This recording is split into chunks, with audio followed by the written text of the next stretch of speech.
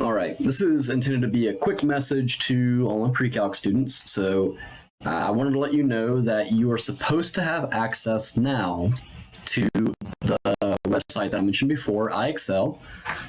In order to access it, though, do me a favor, make sure that you Google NC Ed Cloud and log into your NC Ed Cloud. I have already done so today, so it's probably, it's already loaded up for me. Once you've logged in, now your screen will look a little different. Mine has a lot of duplicates here. Yours should only have single versions of most of these. I'm going to click on Clever. You should have just the one. And when you click on Clever, it'll open up something that looks similar to mine. Now, mine will have some extra stuff again, because I'm looking at it from a teacher side. But if you scroll down, you should see an IXL button somewhere. It's a big green button, usually the third or fourth tier down. It says IXL on it. We're just going to click on that, and it's going to go, oh, let's go ahead and log you in. Now again, this is from my perspective. This is the teacher perspective. In fact, I can look here. There we go. So looking down at the bottom, I can see pre-calculus honors. Now you guys have answered 0 questions because you haven't been in here yet. But you now have access to this. Now it rewound itself. I don't know why. I want you guys to be able to use this to help practice, and I'll be able to pick skills from here to look at with you in videos in the future if we need to. Or if you have a recommendation, you have something you have trouble with. There's a section for pre-calculus down here. But I want to point out that there are also sections in here for, Algebra 1, Geometry, Algebra 2. If you've forgotten how to deal with things like Pythagorean theorem or right triangle trig, if you just want to go back and review some of the old things, solving a system of equations, little random stuff, you can go through all these different options. For now, right now, we're looking at law of sines and law of cosines. So if you click on the Pre-Calc tab, and hit Control F if you're on Windows. Now you can see where I recently looked for law of sines actually. It'll take you straight to what you're looking for if you're careful. Otherwise, scroll down, find it eventually by looking through. There's a whole section titled Trigonometry, by the way, which is a lot of our units, I should say. You can see converting from degrees to radians or radians and degrees. Arc length and that kind of thing's more Math 3. Quadrants. This is similar to some stuff we've looked at. So we can see some different types of things that show up in here, asking you about which quadrants things are in. Coterminal angles, trig ratios using the unit circle. I mean, there's a lot of stuff here, but we are down here at law of sines and law of cosines. These are great places to go practice. And I really like this section. In fact, I'm going to go ahead and suggest this skill to my pre-calc students. Oh, if I can stay on it, where did it go? There it is.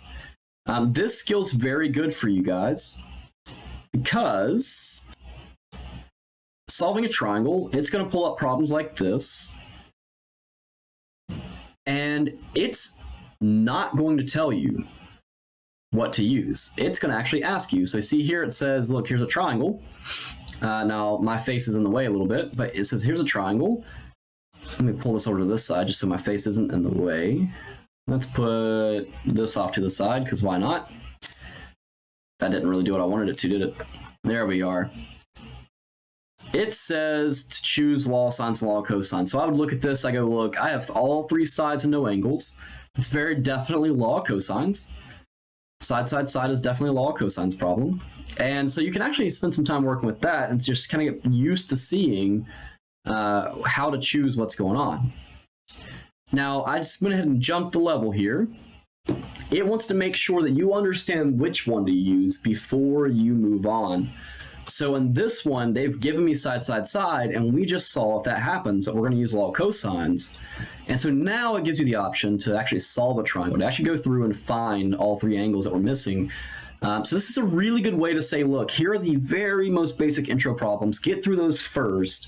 And once you've got that, you can move on and you can actually take a look at the ones that you need to work through. I think IXL does a pretty good job of kind of managing the difficulty of the problems. So you'll start off with things that are simpler and then move on to things that are more complicated. So I've already recommended the solve a triangle skill here. I think it's a great way to end this week. Excuse me, I was trying to get through the video without coughing.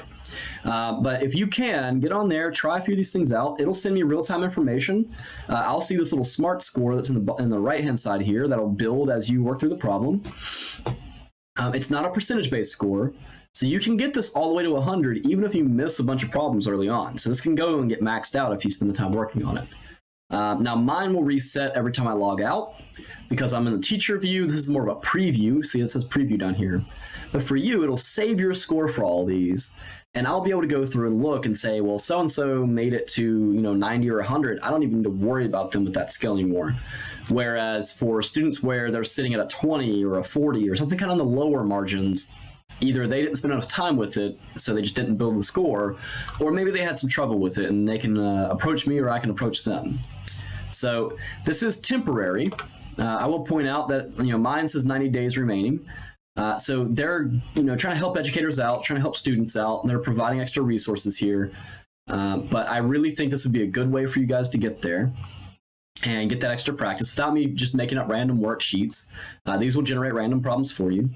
And again, so if you go to NC Ed Cloud, go to Clever, scroll down to IXL, and it'll log you in automatically with your NC Ed Cloud login. You don't need any new passwords or new account information. But otherwise, I hope you guys have a great weekend and that you take advantage of this as we move forward. And hopefully we'll be able to get back in the building soon.